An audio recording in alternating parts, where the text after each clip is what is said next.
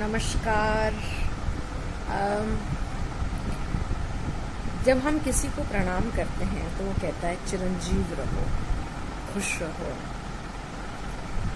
और इवन जब birthday parties होती हैं तो हम कहते हैं कि गाना गाते टाइम भी हम कहते हैं many more birthdays to you, कहते हैं ना, चिरंजीव रहो, have a happy and long life.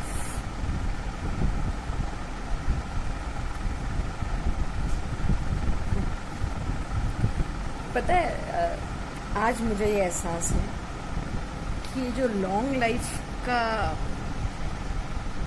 ये मेरे को समझ में नहीं आता एक्चुअली, कि हम बचपन से सबको कहते हैं have a long life, many more birthdays to you, चिरंजीव रहो। मगर जब आदमी की लॉन्ग लाइफ होती है, काफ़ी उम्र हो जाती है, तो उसी के घर वाले ये कल्पना करने लगते हैं कि ये कब परलोक से धारेंगे, कब हम कहेंगे रेस्ट इन पीस। बुजुर्ग माँ बाप बोझ लगने लग जाते हैं। बहुत तकलीफ की बात है।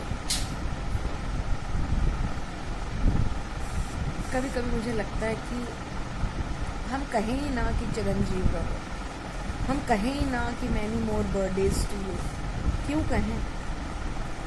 ऐसा क्यों होता है कि अपने से बड़े लोग, अपने घर के बुजुर्ग हमें बोझ लगने लग जाते हैं।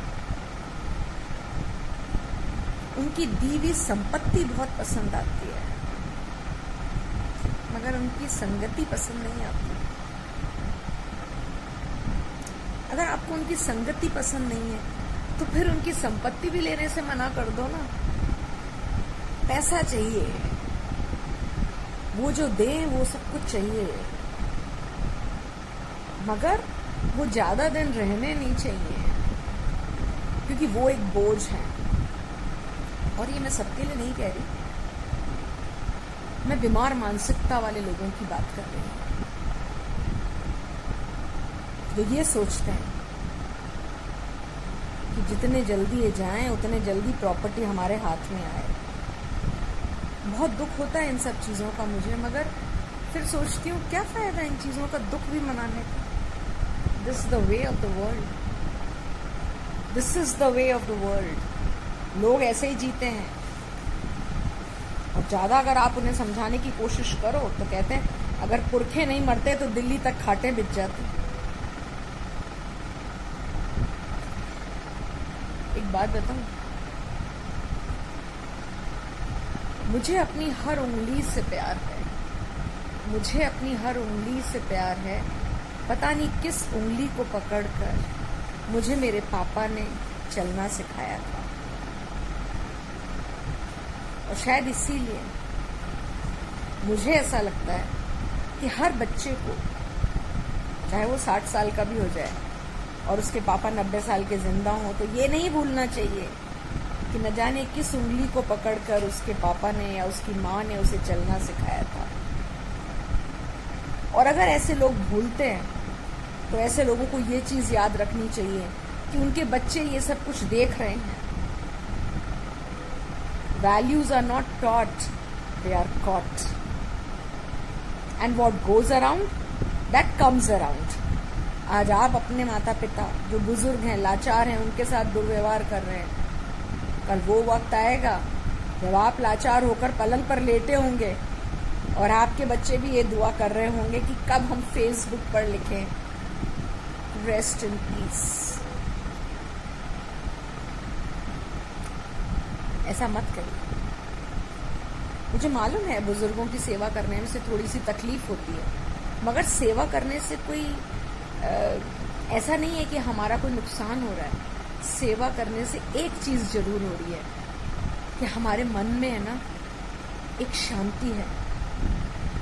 शांति किस बात की? कि हमने हमारे माँ बाप के लिए कुछ तो किया। वैसे तो अपने माता पिता को अपने कुछ भी कर दो कमी है, क्योंकि वो जीवन देने वाले हैं, वो पालनहार हैं, मगर अगर आप अपने माँ बाप का और कुछ नहीं कर सकते, कम से कम सम्मान तो कर लो, कम से कम उनकी सेवा तो कर लो जब उन्हें जरूरत है। क्योंकि कोई एक वक्त था जब आपको ना बोलना आता था ना चलना आता था, तब उन्हीं माँ बाप ने रात भर जग के आपको पाला था, खुद गीले में सो के आपको सूखे में सुलाया था। ये भूलना मत। It's like a serpent's tooth to have a thankless child. और जब अपने ही बच्चे थैंकलेस होते हैं तो ये एक सर्पदंश के बराबर तकलीफ दे होता है। अगर आप ये सर्पदंश अपने माता पिता को दे रहे हैं तो इसी सर्पदंश के लिए आप वेट करिए। What goes around that comes around। अगर मेरी बात समझ में आ रही है तो इतना सा याद रखिए, love and respect your old parents because once they really did a lot for you. और कहा भी जाता है हर जगह भगवान नहीं हो सकते थे, इसलिए उन्होंने माता पिता को बनाया। Respect them, love them. और फिर भी अगर ऐसा करने की इच्छा नहीं हो तो मेरा ये वीडियो बार बार देखो, और फिर भी समझ में नहीं आता है तो शीशे में अपनी शक्ल देखो। और जब अपनी शीशे में अपनी शक्ल देखोगे ना, और आंखें अपने आप झुक जाएंगी, क्योंकि आईना झूठ नहीं बोलता। आईना आपसे कहेगा you should be ashamed of yourself. और जब ऐसा लगे तो हिम्मत करके अपने माता पिता से माफ़ी मांगिए और अपने दिल से कहिए कि मैं अपने माँ बाप की दिल से सेवा करूँगा। और कभी कमज़ोरी फील हो, कभी लालच मन में आए तो कह दो, कभी लालच मन में आए तो कह दो, mad heart, be brave, I am going to love my parents and serve them till they are in this world।